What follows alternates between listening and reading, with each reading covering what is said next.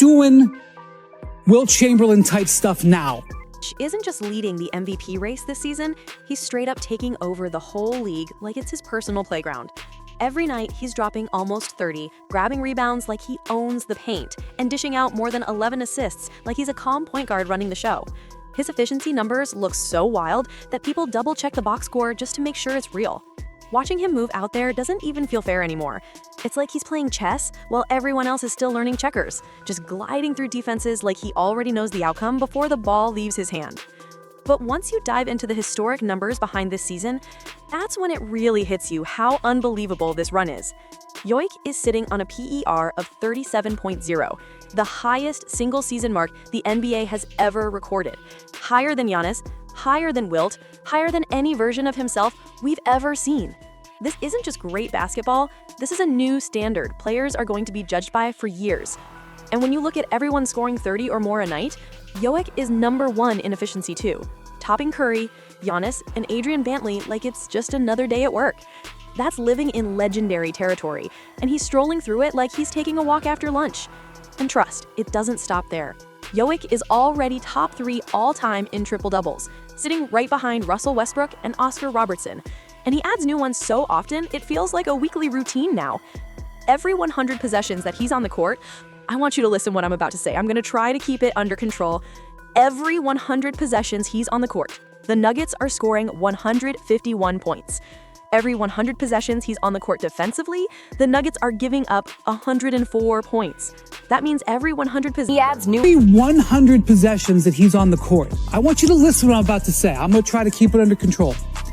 Every 100 possessions he's on the court, the Nuggets are scoring 151 points. Every 100 possessions he's on the court defensively, the Nuggets are giving up 104 points. That means every 100 possessions he's out there, the Nuggets are outscoring the opposition by 47 points. Okay. On the Jokic highlight reel. At this point, you're scrolling around just trying to find anything he isn't leading, and even that feels impossible. This isn't just an MVP campaign. This is one of those rare seasons people talk about decades from now. The kind future players mention when they say that Jokic season, yeah, that was unreal. And when someone is smashing records and shining brighter than legends without even forcing it, you know you're watching a once-in-a-generation moment happening right in front of your eyes. The story around him starts getting wild too, because once you understand how historic Jokic's season really is, everything happening in Denver suddenly feels way more dangerous than people thought. It's like the whole team is waking up at the perfect time, and honestly, the league might not be ready for the type of storm that's about to roll through. He's hitting 41% from deep, knocking down mid-range shots like it's a casual workout, and splashing 66% from 3 to 10 feet and 67% from 10 to 16 feet like those shots are warm-ups. With his size, his slick footwork, and that calm, collected control off the dribble, defenders barely have anything real to throw at him anymore. He walks into his favorite spots, takes the shots he wants, and hits them at almost 70% like it's nothing. There isn't a single defensive scheme in the league built to stop a player this precise, this patient, and this locked in. Because of that, his offensive impact is turning ridiculous. Denver scores 22.4 extra points per 100 possessions when Jokic is on the floor. That's 99th percentile dominance, the type of impact only true superstars ever touch. And their net rating jumps to +24 with him out there. That's what real control looks like at the highest level of the game. And if you're rocking with this breakdown, hit that subscribe button because more heat is loading up right now. But hold on, before we keep cooking, big shout out to everyone watching and showing love. If you're rocking with the content, hit subscribe and smash that like button because it really keeps the channel moving and lets us keep dropping these deep dives. All right, let's out. These numbers that he is doing these are Wilt Chamberlain-esque numbers. I wasn't alive for when Chamberlain had these numbers. You hear about these seasons. Wilt averaged 50 points and 25 rebounds, and he had 75 consecutive quadruple doubles or whatever. And you're like, I don't believe any of that. Everything together with his sharp positioning, perfect timing, and smart reads. He shuts down plays before they even get going. He's doing all of this without crazy speed or wild hops, yet he's still anchoring one of the toughest defenses in the league like a steady pillar that never bends. What he brings on that end matters way more than any flashy chase-down block fans replay on highlight reels. And yeah, he already has 3 MVP trophies sitting at home, but if he keeps performing at this level, it's hard to picture anybody else stepping in and taking that award this season. These numbers that he is doing are his. These are Wilt Chamberlain's numbers. I wasn't alive for Wilt Chamberlain had these numbers. You hear about these seasons. Wilt averaged 50 points and 25 rebounds, and he had 75 consecutive quadruple doubles or whatever, and you're like, I don't believe any of that. He's moving like someone who wants the whole league to understand that this is his era, and he's proving it every single night. He's leading a top seed in a brutal Western Conference, putting up basically a 30-point triple-double on nearly 70% efficiency, while also being a real defensive force that makes his MVP case almost impossible to argue against. And the wild part? This version of Jokić genuinely feels different, because Denver finally fixed two of their biggest issues from last season. Somehow, the Nuggets flipped both of those weaknesses into actual strength, and people aren't giving it the spotlight it deserves. The most slept-on piece is doing stuff. It's wild, man. He's shooting 78% on 2-pointers. 78. Yeah, that's a high Okay? number. He's leading the league in rebounds. He's leading the league in assists. Don't forget to hit that subscribe button, because there's way more coming your way. To be real, nobody knew if Denver actually had the right mix of players to make this jump. But they didn't just crack the top 10, they blasted all the way into the top 5. They're sitting 5th in the entire NBA in defensive rating, holding teams to 112.2 points per 100 possessions, and locking opponents well below their usual output. Their point of attack defense looks tighter, more disciplined, and way more organized than anything we saw last year. The rotations are cleaner, sharper, and finally consistent. And Jokić is protecting the rim with the timing, discipline, and control you expect from a true defensive anchor. When you watch the film, it jumps out instantly. His reads are elite, like this rotation right here, where Jokić slides over and takes away the baseline pass with perfect anticipation. That's real defensive playmaking at work. Then you've got another clip where he jumps the angle and blows up a pass to Drew Eubanks like he saw the whole thing coming before the ball even left the passer's hands. Slow it down and you can literally watch how he reads the entire action before it even unfolds. And then there's that deflection on the Mahar pass. He's seeing plays 2 steps ahead at all times, moving like he's reading from a script nobody else has access to. And it's not just Jokić out there grinding. Peyton Watson, Christian Braun when he's healthy, and even Cam Johnson have been giving Denver real, meaningful defensive wing minutes that actually shift the energy on the floor. Last season, the Nuggets' biggest problem was that their playoff defense only showed up once the postseason arrived, leaving them vulnerable in the regular season when teams tested them from every angle. But this year, that defensive level is showing up early, and it's only November. That's exactly why the Houston game speaks so loud. Denver didn't just randomly hold a top 3 offense to 12 points in one quarter. That's structure. That's preparation.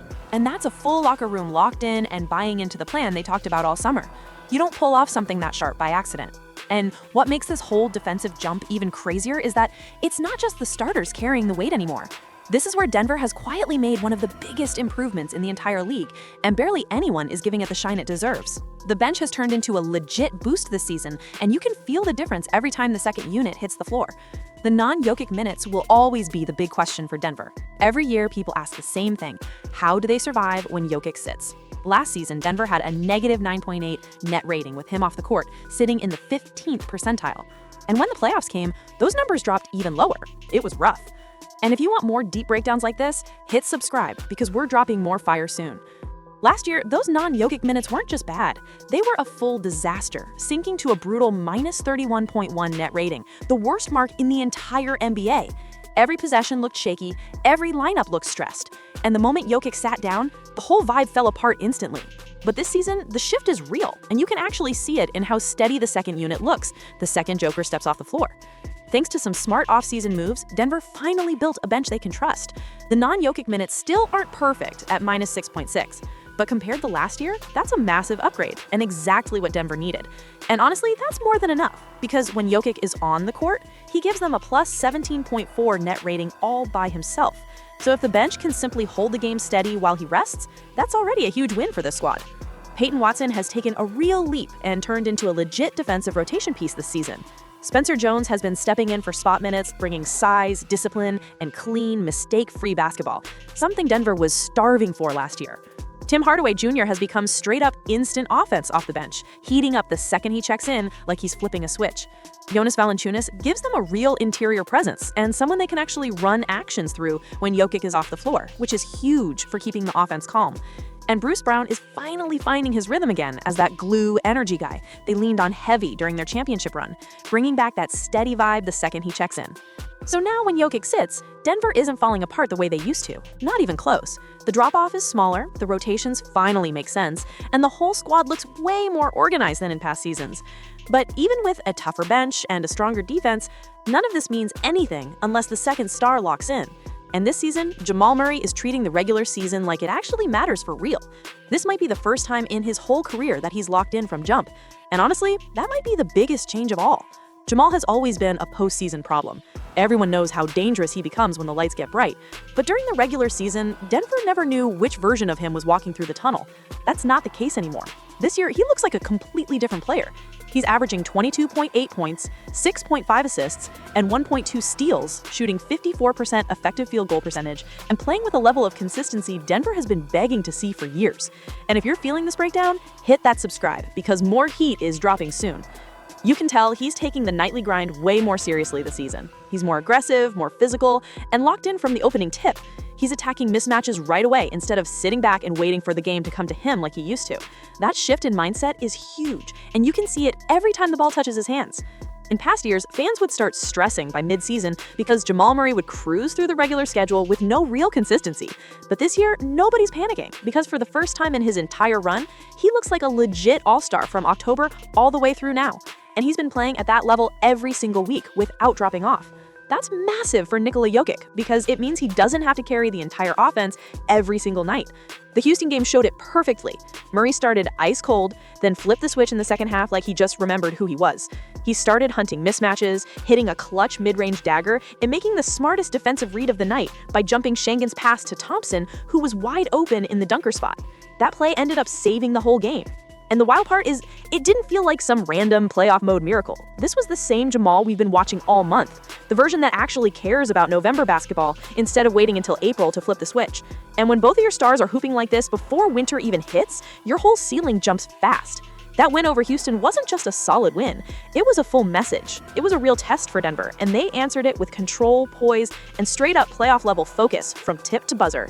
And honestly, none of this shocks me at all, because before the season even started, I picked Denver to win the championship.